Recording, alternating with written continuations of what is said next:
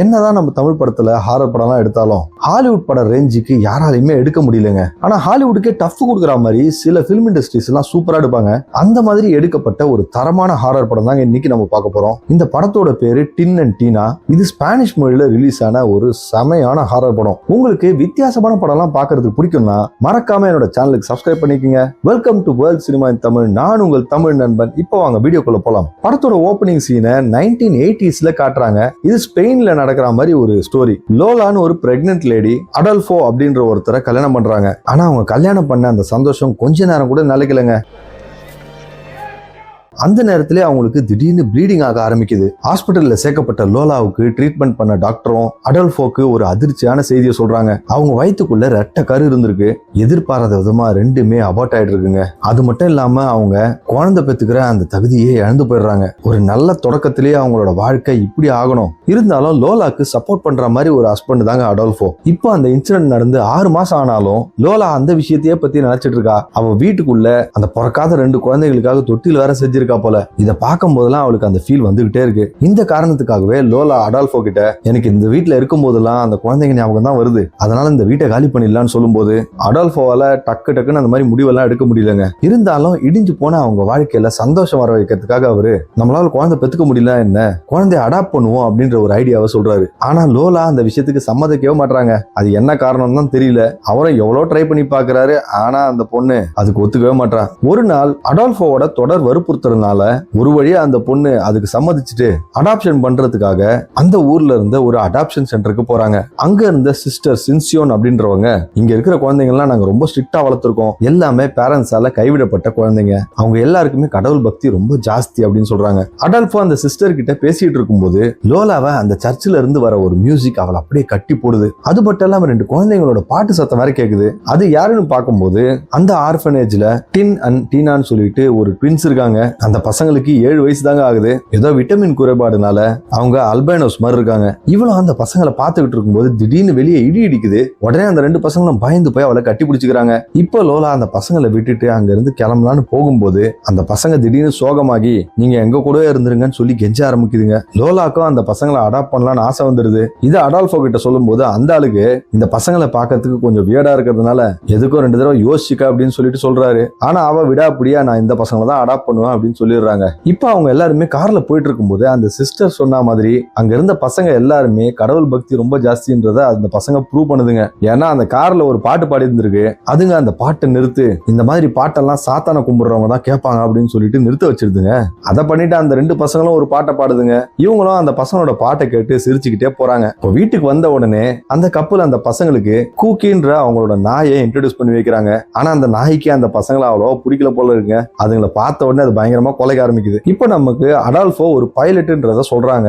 அந்த பசங்களும் அந்த வீட்டுக்குள்ள போய் வீட சுத்தி பார்க்க ஆரம்பிக்குதுங்க. வந்த உடனே அந்த பசங்க லோலா அப்செட் ஆகுற மாதிரி ஒரு வேலையை பண்ணுதுங்க. அவ பிறக்காத அவளோட குழந்தைக்கு செஞ்சு வச்சிருந்த அந்த தொட்டில அந்த 2 பசங்களும் ஏறி குச்சி விளையாடிட்டு இருக்குங்க. இதை பார்த்து அவ எமோஷனல் ஆகாம பசங்க தானே அப்படின்னு சொல்லிட்டு சைலண்டா இருந்துடுறா. அன்னைக்கு ராத்திரி அந்த ஃபேமிலி எல்லாருமே டின்னர் சாப்பிடும் போது அந்த 2 பசங்களும் அவங்க கிட்ட வந்து எங்களை அடாப்ட் பண்ணதுக்கு ரொம்ப தேங்க்ஸ் அப்படின்னு சொல்லிட்டு அவங்களுக்கு நன்றி சொல்லுதுங்க. அப்ப அந்த பசங்க அடால்ஃபோக்கு ஒரு கட்டையால செய்யப்பட்ட கிரவுனை மாட்டுதுங்க. இந்த பொண்ணு டீனா லோலாக்கு கழுத்துல ஒரு ரோசரிய மாற்றா. இப்ப அவங்க எல்லாருமே சாப்பிட ஆரம்பிக்கும் போது அந்த ட்வின்ஸ் அடால்ஃபோ தான் இந்த ஃபேமிலியோட லீடர், அவர் சொல்றதுதான் நம்ம எல்லாருமே கேட்கணும் அப்படின்னு சொல்லிட்டு பேசுதுங்க. சாப்பிட்டுட்டு நைட்டு தூங்கும் போது லோலாக்கு குழந்தை பிறக்காது அப்படின்ற விஷயத்த இந்த பசங்களும் தெரிஞ்சுக்குதுங்க. இதை தெரிஞ்சுக்கிட்டு அதுங்க சும்மா இருக்கலாம்ல, அவகிட்ட போய் எங்களுக்கு அதிசயத்துல நம்பிக்கை இருக்கு, கடவுள் கண்டிப்பா உங்க வாழ்க்கையில ஒரு அதிசயத்தை பண்ணுவாரு, நீங்க வேணா பாத்துக்கிட்டே இருங்க அப்படின்னு பேசுதுங்க. லோலாவும் அந்த பசங்களோட பேகை திறந்து பார்க்கும்போது நிறைய சிலுவெல்லாம் இருக்கு. இதெல்லாம் பார்த்துட்டு என்னன்னு கேட்கும்போது அந்த பசங்களும் இந்த சிலுவையெல்லாம் நாங்க ரூம்குள்ளே வச்சுப்போம், அப்பதான் தீய சக்தி எங்களை நெருங்காது அப்படின்னு சொல்லுதுங்க. இது எல்லாமே லோலாக்கு கொஞ்சம் வியடாவே தெரியுது. இதனால அவ தூங்குறதுக்கு முன்னாடி டீனா போட்ட அந்த ரோசரியை கட்டி வச்சிடறா. அடுத்த நாள் காலையில ஏதோ சத்தம் கேட்டு லோலா பதறி போய் எழுந்து அவர் ரூம்ல இருந்த ஜன்னல் வழியா வெளியே பார்க்கும்போது இந்த 2 பசங்க தாங்க உண்டிகோலை வச்சு விளையாடிட்டு இருக்குங்க. இப்ப பிரேக்ஃபாஸ்ட் சாப்பிடும் போது லோலா சாப்பிடறதுக்கு முன்னாடி ப்ரே பண்ணாதனால இந்த பசங்க லோலா கிட்ட உங்களுக்கு கடவுள் மேல எவ்வளவு நம்பிக்கை இருக்கு அப்படின்னு சொல்லிட்டு பேச ஆரம்பிக்குதுங்க. அதுக்கு லோலா அந்த பசங்க கிட்ட சில நேரங்கள்ல கடவுள் இருக்காரா இல்லையானே எனக்கு தெரியல அப்படின்னு சொல்றா. அதுக்கு பதிலா இந்த பசங்க பைபிள்ல இருந்து ஒரு லைனை சொல்லிட்டு எங்களுக்கு கடவுளை பார்க்கறதுக்கு ஒரு யூனிக்கான வழி தெரியும் அப்படின்னு சொல்லுதுங்க. அது உங்களுக்கு தெரியணும்னா நான் ஒரு கண்டிஷன் சொல்றேன், என்ன நடந்தாலும் நீங்க இப்ப சீட்டை விட்டு எழுந்துக்க கூடாது அப்படின்னு சொல்லிட்டு அந்த பொண்ணு சொல்லுது. லோலாவும் குழந்தைங்க தானே அப்படின்னு சொல்லிட்டு அந்த சீட்லயே உட்காந்துட்டு இருக்கா. அப்போ இந்த பொண்ணு திடீர்னு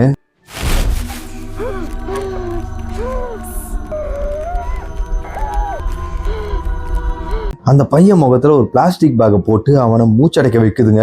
லோலாக்கு என்ன பண்றதுன்னு தெரியல. அந்த பேக் அவன் முகத்துல இருந்து எடுத்த அப்புறம் அந்த பையன் என்ன சொல்றான்னா, நான் கடவுள்கிட்ட வேண்டிக்கிட்டேன் ஒரு அதிசயம் நடக்கணும்னு சொல்லி, இப்ப பாத்தியா அதிசயமா நான் பழச்சுக்கிட்டேன் அப்படின்னு சொல்றான். இதெல்லாம் பார்க்கும்போது லோலாக்கு ஒண்ணுமே புரியல. அடுத்த நாள் அந்த ரெண்டு பசங்களும் புதுசா ஸ்கூலுக்கு போறாங்க.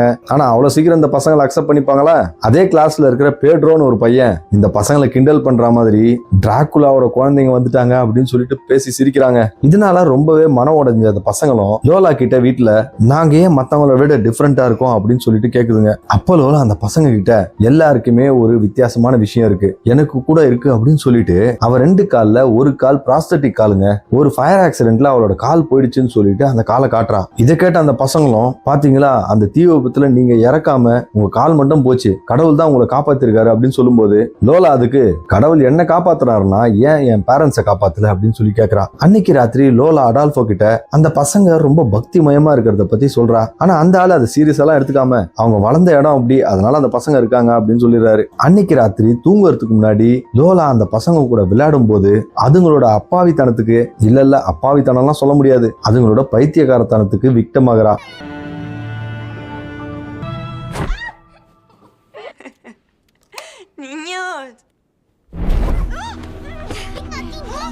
அந்த ரெண்டு பசங்களும் அவளோட மூஞ்சில ஒரு பேக்கை போட்டு அவளை மூச்சடிக்கிற மாதிரி கடவுள்கிட்ட இப்ப நீங்க விஷ் பண்ணுங்க நீங்க பிழைக்கணும்னு அப்படின்னு சொல்லிட்டு பேசுதுங்க. ஆனா நல்ல வேலையா அவன் மயக்கமாகறதுக்கு முன்னாடி அடால்ஃபோ அந்த ரூமுக்குள்ள வந்ததுனால அந்த பசங்க அந்த பேக் எடுத்துருதுங்க. இப்போ அடால்ஃபோ அந்த பசங்களை அம்மா கிட்ட இந்த மாதிரிலாம் விளையாடக்கூடாது, அவங்க கிட்ட மன்னிப்பு கேளுங்க அப்படின்னு சொல்லிட்டு போயிடுறாரு. அந்த பசங்களும் லோலா கிட்ட மன்னிப்பு கேட்டுட்டு இருக்காங்க. அந்த சமயத்துல அந்த நாய் கூக்கி அந்த பசங்களை விடாம பார்த்து குலைச்சுக்கிட்டே இருக்கு. லோலாவும் அந்த நாயை கண்ட்ரோல் பண்ண ட்ரை பண்றா. ஆனா அது அவளோட கையை கடிச்சிட்டு ஓடிடுதுங்க. ஒரு நாள் ராத்திரி அந்த ரெண்டு பசங்களும் லோலாவோட பெட்ரூம்குள்ள போகும்போது புருஷனும் பொண்டாட்டியும் இன்டிமேட்டா இருக்காங்க. இதுல உள்ள போய் அவ ரூம்ல இருந்து ஒரு மருந்து எடுத்துட்டு வருதுங்க. அதை எடுத்துட்டு வந்து இந்த பசங்க என்ன பண்ணுதுங்கன்னா அந்த நாய் கூக்கியோட சாப்பாட்டுல கலந்து விட்டுடுதுங்க.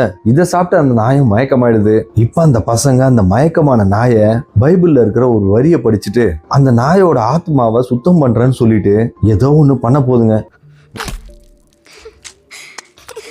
காலையில லோலாவும் அடால்ஃபோவும் எழுந்து பார்க்கும்போது அந்த பசங்க ரத்த கரையோட அந்த ரூம்ல வந்து நின்றுட்டு இருக்காங்க. அதுங்க அவங்க கிட்ட கூக்கியோட ஆத்மாவை நாங்க சுத்தம் பண்ணிட்டோம் அப்படின்னு சொல்லுதுங்க. இதை கேட்டு அதிர்ச்சியான லோலாவும் அடால்ஃபோவும் வந்து அங்க கூக்கிய பார்க்கும்போது அந்த நாயை பரிதாபமா இந்த ரெண்டு பசங்களும் போட்டு அறுத்து வச்சிருக்குங்க. இதை பார்த்து அதிர்ச்சியான லோலாவும் அந்த நாய் பக்கத்திலே படுத்துக்கிட்டு அழ ஆரம்பிக்கிறா. இப்போ இந்த அடால்ஃபோ என்ன நினைக்கிறானா அந்த நாயோட ஆத்மாவை சுத்தம் பண்றதுக்காக தான் இந்த பசங்க இந்த மாதிரி பண்ணிட்டாங்க, அதுங்களுக்கு கொலை பண்ண இப்படி நடக்கும்லாம் தெரியாதுன்னு நினைச்சுக்கிட்டு அந்த பசங்க தான் மன்னிச்சு விட்டுறாரு. அந்த நாயையும் போட்டு புதைச்சிடுறாங்க. இந்த தருணம் தாங்க லோலாக்கு ஒரு பிரேக்கிங் பாயிண்டா அமையுது. அவளுக்கு இந்த பசங்களோட அந்த பக்தியை பார்க்கும்போது நம்ம குடும்பத்துக்கு அது ஒத்து வராது அப்படின்ற மாதிரி அவளுக்கு தோணுது. என்னதான் இருந்தாலும் அந்த ஆள் அதை நம்பாம அதுங்க சின்ன பசங்க கொஞ்சம் கொஞ்சமா நம்ம சொல்லி கொடுத்தா அதுங்க புரிஞ்சுக்குங்க. இப்ப நீ தான் அதுங்களுக்கு அம்மா, நல்லது கெட்டது எல்லாத்தையும் அந்த பசங்களுக்கு சொல்லி கொடு, அவங்க மாறிடுவாங்க அப்படின்னு சொல்றான். அன்னைக்கு ராத்திரி ஏதோ சத்தம் கேட்டு லோலா வந்து ஹால்ல பார்க்கும்போது டின்னன் டீனாவும் முட்டியில போர்க்கெல்லாம் கட்டிக்கிட்டு ஏதோ அதுங்களுக்கே தண்டனை கொடுத்துக்கிற மாதிரி அந்த தரையில நடந்து போதுங்க. இதனால அதுங்களுக்கு முட்டிலாம் காயமாயிடுது. இதை பார்த்து ரொம்பவே அதிர்ச்சியான லோலாவும் அந்த பசங்களுக்கு அந்த காயத்துக்கெல்லாம் மருந்து போட்டுட்டு இங்க பாருங்க பைபிள்ல வர எல்லா விஷயத்தையும் நம்மளால பண்ண முடியாது, நிஜம் வேற மாதிரி இருக்கும் அப்படின்னு சொல்லி புரிய வைக்கிறா. அது மட்டும் இல்லாம என்ன சொல்றான்னா பைபிள்ன்றதே ஒரு ஃபேண்டசி புக் மாதிரி தான், அதுல இந்த சொர்க்கம் நரகம் ஏஞ்சல்ஸ் டீமன்ஸ் இந்த மாதிரிலாம் நிஜத்துல கிடையாது அப்படின்னு சொல்லிட்டு இருக்கா. ஆனா அந்த பசங்க 7 வருஷமா அந்த சர்ச்சில் அதை தானே படிச்சிருக்காங்க, அதனால அதுங்க விடாப்புடியா அந்த பைபிளுக்கு பயங்கர சப்போர்ட் பண்ணிட்டு இருக்குங்க. கிறிஸ்துமஸ் அன்னைக்கு அந்த ஃபேமிலி எல்லாம் சந்தோஷமா இருக்கும்போது திடீர்னு லோலாக்கு மயக்கம் வந்து கீழே விழுந்துடுறா. ஹாஸ்பிட்டல்ல அட்மிட் பண்ணா அவளுக்கு ஒரு சந்தோஷமான செய்தி வருதுங்க. அவளுக்கு ட்ரீட்மெண்ட் பார்த்தாங்கல்ல ஒரு டாக்டர், அவங்களே தான் லோலா கிட்ட வந்து நீ பிரெக்னெண்டா இருக்க, என்னாலே நம்ப முடியல, இது ஒரு மிராக்கிள் தான் அப்படின்னு சொல்றாங்க. இப்போ அவங்க வாழ்க்கையே மாறி போய் சந்தோஷமா ஆகுது. இந்த பசங்களும் லோலா கிட்ட நாங்க ஏற்கனவே சொன்னல மிராக்கிள்லாம் நடக்கும்னு, அந்த சாக்ரிஃபைஸ பண்ணதுனாலதான் அந்த மிராக்கிளே நடந்தது, இப்போ நீங்க நம்புறீங்களா அப்படின்னு சொல்லிட்டு இன்னொரு அதிர்ச்சியான கேள்வியும் கேக்குதுங்க. ஜீசஸ் தன்னோட உயிரையே தியாகம் பண்ணி இந்த உலகத்தை காப்பாத்தின மாதிரி நீங்க உங்க குழந்தைய தியாகம் பண்ணுவீங்களா அப்படின்னு கேக்குதுங்க. அடுத்த நாள் லோலாவும் அடால்ஃபோவும் அந்த பசங்களோட ஸ்கூல் ஈவெண்ட்டுக்கு சர்ச்சுக்கு போறாங்க. அந்த சர்ச்சில் நடக்கிற ஒரு ஈவெண்ட்ல இந்த பசங்கலாம் ஒரு பரேடு மாதிரி வந்துட்டு இருக்காங்க. அப்ப அந்த பையன் பேட்ரோ விடாம இந்த பசங்களை புள்ளி பண்ணிட்டே இருக்கான். பத்தாவதுக்கு ஜீசஸ பத்தியும் ஹோலி ஸ்பிரிட்ட பத்தியும் தப்பா பேசிட்டு வரான். இதை கேட்டுக்கிட்டே இருக்க அந்த பசங்களும் செம்ம கடுப்பாயிட்டு வராங்க. இப்ப அந்த பசங்க எல்லாம் ஸ்டேஜ்ல பர்ஃபார்மன்ஸ் பண்ணிட்டு இருக்கும்போது அந்த ரெண்டு ட்வின்ஸும் காணோன்றத பார்த்த லோலாவும் இந்த பசங்க எங்க போயிருப்பாங்க அப்படின்னு சொல்லிட்டு யோசிச்சுட்டு இருக்கா. அதே சமயத்துல நமக்கு இன்னொரு விஷயமும் தெரியுது. அந்த பையன் பேட்ரோவும் அந்த பர்ஃபார்மன்ஸ்ல இல்லீங்க. இதனால அந்த பையனோட அம்மாவும் கொஞ்சம் கவலைப்பட்டு இருக்காங்க. லோலாவோட கவலை இப்போ காணாம போயிடுது. ஏன்னா அந்த ரெண்டு பசங்களும் அந்த சர்ச்சோட செகண்ட் ஃப்ளோர்ல வந்து நிக்குதுங்க. அதை பார்த்த அப்புறம் தான் இவளுக்கே மனசு ஆறுதல் ஆகுது. ஆனா அந்த சிச்சுவேஷன் டோட்டலா மாறி போயிடுதுங்க. திடீர்னு அந்த சர்ச் டோர் ஓபன் ஆகும்போது பேட்ரோ உள்ள வரான். அவன் உடம்பு முழுக்க பயங்கர காயமா இருக்கு. அவனும் மயக்கமாய் கீழே வந்துடுறான். வீட்டுக்கு வந்த லோலாவும் அந்த ரெண்டு பசங்க கிட்டயும் பேட்ரோ அந்த மாதிரி ஆனதுக்கு நீங்க தான் காரணமா, உண்மையை சொல்லுங்க அப்படின்னு சொல்லி கேட்டுட்டு இருக்கா. ஆனா அந்த பசங்க அதுக்கு ஒரு டைரக்டான ஆன்சர் சொல்லாம நாங்க பேட்ரோக்காக ப்ரே பண்ணிக்கிறோம் அப்படின்னு சொல்லிட்டு போதுங்க. அவளுக்கு இப்போ சந்தேகம் அதிகமாகிற மாதிரி பேட்ரோவோட அம்மா லோலாக்கு போன் பண்ணி பேட்ரோ காணாம போறதுக்கு முன்னாடி அவங்க கூட உன்னோட ரெண்டு பசங்களை தான் பார்த்திருக்காங்க எல்லா பசங்களும். நான் இதை ஒரு கம்ப்ளைண்டா சொல்லல, ஒருவேளை என் பையன் புள்ளி பண்ணதுனால அந்த பசங்க பழி வாங்கறதுக்காக எதனா பண்ணிருப்பாங்களோ அப்படின்ற ஒரு டவுட்ல தான் நான் கேட்கறேன் அப்படின்னு சொல்றாங்க. இப்போ லோலாக்கு இந்த பசங்க மேல சந்தேகம் அதிகமானதுனால அவ அந்த பசங்களை அடாப்ட் பண்ண அந்த இடத்துக்கே போய் அந்த சிஸ்டர் சின்சியான் கிட்ட இந்த பசங்க இதுக்கு முன்னாடி ஏதாவது பிரச்சனைல மாட்டிருக்காங்களா அப்படின்னு சொல்லிட்டு விசாரிக்க ஆரம்பிக்கிறா. ஆனா லோலாவோட சந்தேகத்தை அவங்க தீர்த்து வைக்கிற மாதிரி அந்த பசங்க எந்த ஒரு தப்பும் வாழ்க்கையில பண்ணது கிடையாது. கிட்டத்தட்ட அவங்க ரெண்டு பேரும் பரிசுத்த ஆவி மாதிரின்ற மாதிரிலாம் பில்டப் கொடுக்குறாங்க. அப்போ லோலா அந்த சிஸ்டர் கிட்ட எனக்கு கடவுள் நம்பிக்கை எல்லாம் கிடையாது, ஆனா இந்த பசங்க வித்தியாசமான விஷயம் எல்லாம் பண்ணிட்டு இருக்குங்கன்னு சொல்லும்போது இங்க வளர்ந்ததுனால அந்த பசங்க அப்படி இருக்காங்க, ஒன்னும் கவலைப்படாத, போக போக எல்லாம் சரியா போயிடும் அப்படின்னு சொல்றாங்க. இப்ப லோலா அந்த ரெண்டு பசங்களோட ரூமுக்குள்ளே நைட்ல போய் அதுங்க வச்சுட்டு இருந்த அந்த பைபிளை திருடலான்னு போறாங்க. ஆனா அந்த பைபிளை திறந்து பார்க்கும் போது தாங்க அவளுக்கு அதிர்ச்சி காத்திருந்தது. நடுவுல ஒரு பேப்பர் இருக்கு. அதை திறந்து பார்த்தா அந்த பசங்க அந்த நாயை பலி கொடுத்தது, பேட்ரோவை கல்லாலேயே அடிச்சு அவனை காயமாக்குனது எல்லாத்தையும் ஒரு ரிச்சுவல் மாதிரி பண்ணிட்டு அதை வரைஞ்சு வேற வச்சிருக்குங்க. இப்ப லோலாக்கு பேட்ரோ அந்த மாதிரி ஆனதுக்கு இந்த பசங்க தான் காரணம்னு தெரிஞ்சுக்கிட்டு அவளோட ஹஸ்பண்டை கூப்பிட்டு இந்த விஷயத்த பத்தி சொல்றா. ஆனா அந்த ஆளு முட்டாள்தனமா ஒரு படத்தை வச்சுலாம் நம்ம எப்படி முடிவு பண்ண முடியும், நீ தான் தப்பா புரிஞ்சுக்கிற அப்படின்னு சொல்லிட்டு இருக்கான். அதுக்கு லோலா அந்த பசங்க தப்பானவங்க நான் சொல்ல வரல, அந்த பசங்க பண்ற விஷயத்தெல்லாம் பைபிள் கூட லிங்க் பண்ணிக்கிட்டு அது தப்புனே தெரியாம கடவுளுக்கு சேவை செய்யறதா நினைச்சுக்கிட்டு பண்ணுதுங்க அப்படின்னு சொல்றா. அடால்ஃபோவும் தொடர்ந்து அவன் அந்த மாதிரி பேசிட்டு இருந்ததை கேட்க முடியாம ரூமுக்கு போயிடுறான். இப்ப விஷயத்த தன்னோட கையிலேயே எடுத்துக்கலாம்னு சொல்லிட்டு லோலா அந்த பசங்களுக்கு சொந்தமான பைபிள் சிலுவை எல்லாத்தையுமே ஒரு பொட்டியில போட்டு அடைச்சிடுறா. அதுக்கப்புறம் அவர் ரொம்ப சீரியஸா அந்த பசங்க கிட்ட நீங்க பெரிய பசங்களா ஆகிற வரையும் இந்த பாக்ஸை தரக்கூடாது, அது வரைக்கும் இந்த வீட்டுக்குள்ள சாமி கீமின்னு எதுவும் பேசக்கூடாது அப்படின்னு சொல்லிடுறான். இந்த கண்டிஷனுக்கு நீங்க மீறினீங்கன்னா மறுபடியும் நான் கூட்டிட்டு போய் அதே கான்வென்ட்ல உங்களை விட்டுட்டு வந்துருவேன் அப்படின்னு சொல்றாங்க. அடுத்த நாள் திடீர்னு லோலாக்கு முடியெல்லாம் கொஞ்சம் கொஞ்சமா கொட்ட ஆரம்பிக்குது. இவன் அந்த மாதிரி ஒரு விஷயம் பண்ணதுனால அந்த பசங்க இதுகளுக்கு தண்டனை கொடுத்துட்டாங்கன்னு நினைச்சிட்டு இருக்காங்க. இத பத்தி அடால்ஃபோ கிட்ட சொன்னாலும் அந்த ஆள் கொஞ்சம் கூட அதை கண்டுக்கவே மாட்டான். அடுத்த நாள் லோலா பேட்ரோவோட அம்மாக்கு போன் பண்ணி அந்த பையன் எப்படி இருக்கான் அப்படின்னு சொல்லிட்டு கேக்குறா. ஆனா அந்த லேடி அதுக்கு ஒரு துரதிருஷ்டமான நியூஸ சொல்றாங்க. அந்த பையன் அதிக காயம் காரணமா இறந்து போயிட்டு இருக்கான். இதை கேட்டு ரொம்பவே டிஸ்டர்ப் ஆன லோலாவும் வேலைக்கு போயிட்டு இருந்த அடால்ஃபோ கட்டி பிடிச்சுக்கிட்டு என்ன வீட்டுல தனியா விட்டுட்டு போகாத அப்படின்னு சொல்லிட்டு ரொம்ப எமோஷனலா பேசுறான். ஆனா அவன் வேலைக்கு போய் தானே ஆகணும். அவனும் லோலாவை காம் பண்ணிட்டு வேலைக்கு கிளம்பிடுறான். அடுத்த நாள் காலையில லோலா தூக்கத்துல இருந்து எழுந்துக்கும் போது இந்த பசங்க அவளை பெட்ல கட்டி போட்டு வச்சிருக்குங்க. அதுங்க அவங்க அம்மாக்கு பால் கொடுக்கலான்னு சொல்லிட்டு அந்த பாலை கொடுக்கறதுக்காக வருதுங்க. ஆனா லோலாக்கு பயம் தாங்க முடியல. பால்னு சொல்லி ஏதாவது விஷத்தை கொடுத்தா அதனால அவ அதை குடிக்க மறுக்கிறாங்க. இப்ப அந்த பசங்க அவங்க அம்மா வயித்துல இருக்கிற தன்னோட தம்பிக்கு சாப்பாடு கொடுக்கணும்னு சொல்லிட்டு அந்த பாலை ஒரு சிரிஞ்சில உறிஞ்சி அவளுக்கு போட வராங்க.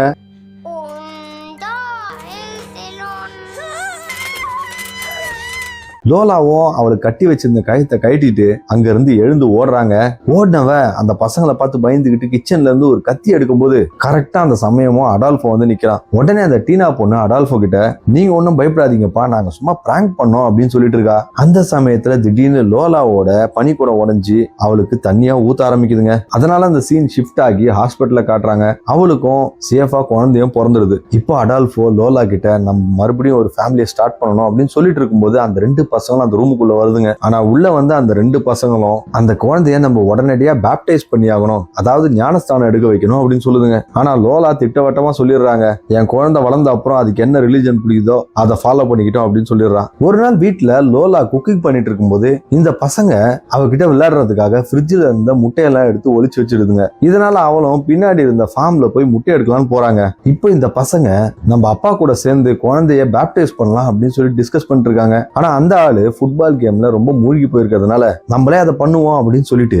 நேரா உள்ள போய் லோலா அந்த பைபிளை பூட்டி வச்சிருந்தால அந்த பொட்டியோட பூட்டை உடைச்சு பைபிளை கையில எடுத்துக்கிட்டு அந்த குழந்தைய எடுத்துட்டு வருதுங்க.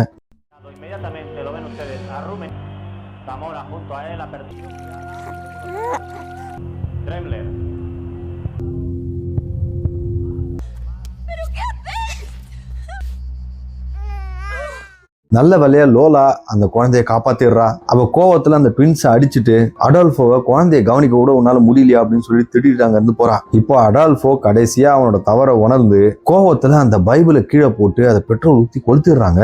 அதோட இல்லாம அந்த கப்பல் அந்த பசங்களை மறுபடியும் அந்த கான்வென்ட்டுக்கு கூட்டு போய் விட்டுட்டு அங்க இருந்து கிளம்பி வந்துடுறாங்க. இப்போ அவங்க 2 பேரும் டின்னர் சாப்பிட்டுட்டு இருக்கும்போது லோலாக்கு ஏதோ மனசுக்குள்ள தப்பாவே தோணிட்டு இருக்கு, நான் தான் ஒரு கெட்ட அம்மாவா இருந்திருக்கேன் போல அப்படின்னு சொல்லிட்டு இருக்கா. அதுக்கு அடால்ஃபோ எல்லா பிரச்சனையும் என்னோட முடிஞ்சது, அதெல்லாம் மறந்து அப்படின்னு சொல்லிட்டு இருக்கான். இப்ப அந்த கான்வென்ட்டை காட்டும் போது அந்த பசங்க எல்லாம் தூங்குறதுக்காக பெட்ல உட்கார்ந்துட்டு இருக்காங்க. அப்போ சிஸ்டர் சென்சியோன் அந்த பசங்க கிட்ட கடவுளை யாராலையும் ஏமாத்த முடியாது, வினை விதைச்சவன் வினையதான் இருப்பான் அப்படின்ற மாதிரி கடவுள் கண்டிப்பா தப்பு பண்ணவங்கள பழி வாங்குவாரு அப்படின்னு சொல்றாங்க. இப்போ டின்னர் முடிச்சுட்டு அவங்க கார்ல வந்துட்டு இருக்கும்போது அடால்ஃபோ ரொம்ப வேகமா காரை ஓட்டிட்டு போறான். லோலாவும் வண்டியை ஸ்லோ பண்ண சொல்றா. அவ சொல்லிக்கிட்டே இருக்கும்போது திடீர்னு 2 பேர் ரோட கிராஸ் பண்றாங்க. நல்ல வேலையா அடால்ஃபோ அவங்க 2 பேரும் இடிக்காம வண்டியை பிரேக் அடிச்சு நிறுத்திடுறாங்க.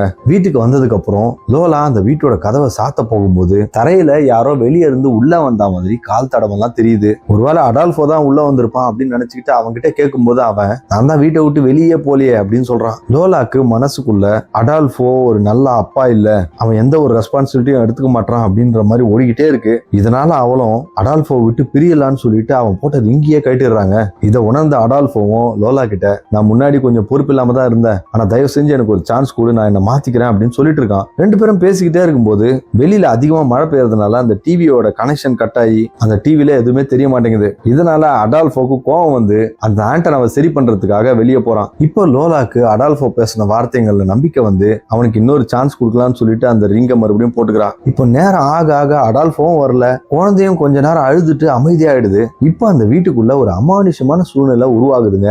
வோல்டேஜ் டிராப்னால அந்த ரேடியோல பாட்டு ஒரு மாதிரி பாடுது. அதை அவ கேட்கும் போது அந்த டின்னும் டீனாவும் அடிக்கடி பாடுற பாட்டு மாதிரி அவளுக்கு கேக்குது. இப்ப அடால்ஃபோ வெளியே போய் ரொம்ப நேரம் ஆனதுனால லோலாவும் கையில ஒரு டார்ச் லைட் எடுத்துக்கிட்டு அந்த வீட்டுக்கு வெளியே போய் பாக்குறாங்க.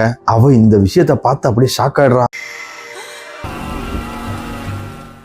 அடால்ஃபோ அந்த ஆண்டனாவை புடிச்சுக்கிட்டு எரிஞ்சிட்டு இருக்கான். அவனும் அடிச்சு புடிச்சுக்கிட்டு மாடிக்கு போய் அவனை காப்பாத்தலான்னு போறா. ஆனா அவன் மேல இருந்து கீழே விழுந்துடுறான். ஆனா அவன் உயிரோட தாங்க இருக்கான். லோலாவும் உடனே அவன் மேல இருக்கிற தீயை அணைக்கிறதுக்காக ஒரு பிளாங்கெட்டை தேடிட்டு இருக்கா. ஆனா இப்போ காலம் கடந்து போயிடுதுங்க. அவன் எழுந்து அந்த வீட்டுக்குள்ள வந்து விழுந்துடுறான். அந்த வீடு முழுக்க இப்போ தீ பிடிச்சி எரிய ஆரம்பிக்குது. அந்த பைபிள்ல வர வர்சஸ் மாதிரியே நடக்குது. இதை பார்த்து அவனும் பதறி போய் குழந்தைய காப்பாத்தலாம்னு சொல்லிட்டு மாடிக்கு போய் பார்க்கும்போது தொட்டில்ல குழந்தைய காணோம். இப்ப என்ன பண்றதுன்னு தெரியாத லோலாவும் டின்னன் டீனா சொன்ன மாதிரியே அவளோட மூஞ்சில ஒரு துணியை போத்திக்கிட்டு கடவுள் கிட்ட வேண்ட ஆரம்பிச்சிடுறாங்க.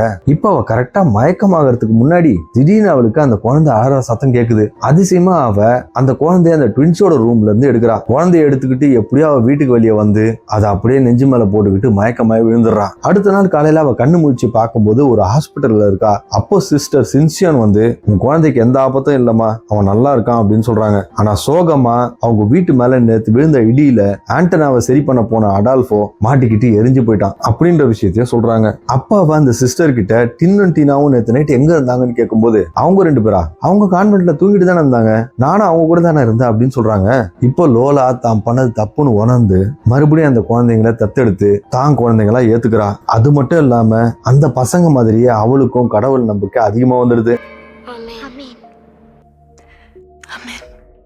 இப்போ சொல்லுங்க ஃப்ரெண்ட்ஸ், இந்த படத்துல காட்டின சம்பவத்துக்கும் கடவுளுக்கும் ஏதாவது சம்பந்தம் இருக்கா, இல்ல இது எல்லாத்தையுமே அந்த பசங்க தான் பண்ணாங்களா? நீங்க நினைக்கிறத மறக்காம கமெண்ட் செக்ஷன்ல சொல்லிடுங்க. இதே போல டிஃபரெண்டான படத்தெல்லாம் பார்க்கணும்னா என்னோட சேனல்ல மட்டும்தாங்க பார்க்க முடியும். சோ மறக்காம சேனலை சப்ஸ்கிரைப் பண்ணிட்டு என்னோட வாய்ஸ் ஓவருக்காக ஒரு லைக்கும் கொடுத்துட்டு இந்த வீடியோ உங்க ஃப்ரெண்ட்ஸ் அண்ட் ஃபேமிலி கூட ஷேர் பண்ணுங்க. மீண்டும் இதே போல ஒரு வித்தியாசமான படத்தோட உங்க கூடிய விரைவில் சந்திக்கிறேன். அதுவரை உங்களிடமிருந்து விடைபெறுவது உங்கள் தமிழ் நண்பன். நன்றி, வணக்கம்.